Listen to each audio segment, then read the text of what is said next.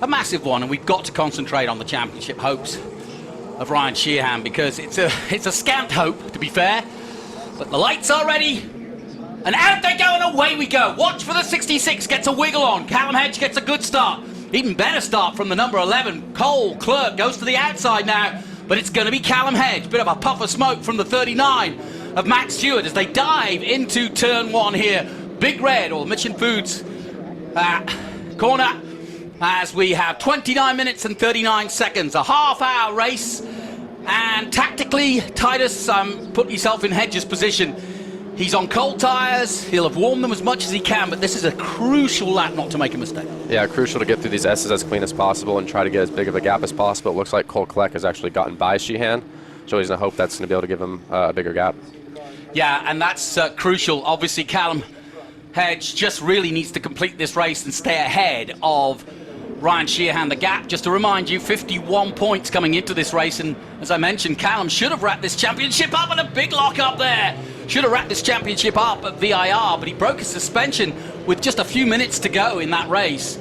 When he was on his way to the championship, I'm sure he was writing his speech, but it all went horribly wrong. The suspension broke, and here we are at COTA.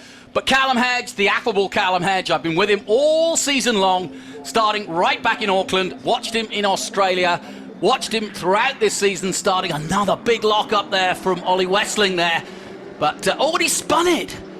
Now, why would that be then? Suddenly just a lock up, do you think? Yeah, just probably cold tires, not everything quite up to temp yet. You can see he just went into the corner, probably too hot, tried to stay on track, but just couldn't hold it. Into the Mission Foods Stadium section for the first time. These drone shots really give you an illustration of how that turn 15 is almost a triple apex. Well, the next one is a triple apex. Some call it the McConaughey corner because it's all right, as you could say. But there you go, you can see triple apex 1, 2 and 3 as they come through 18. Slightly off camber there, and definitely off camber here. Tricky corner 19. Yeah, it's pretty much blind. It doesn't look it, but it's actually a drop into it, and it's hard to see the track limits as well, which they are enforcing. Yep, and if you saw Formula One here just a few weeks ago, Max Verstappen falling foul of those track limits. That was a bit of an unlucky one there too for the man in fourth place. But Callum Hedge doing what he's been doing all season. 11 wins he's had, and it's been a triumphant season. And the irony is, let me just explain something. Callum Hedge did the Toyota Racing Series in January and February this year, was runner-up by just 14 points to Charlie Wirtz, the son of Alexander Wirtz. So he was runner-up in that championship. He's just become runner-up in the Carrera Cup Australia to Jackson Walls, another one of his foes from TRS. And now here he is in America, and it's not put a foot wrong in America. Every track he's come to, he's never raced before, he's never practiced before.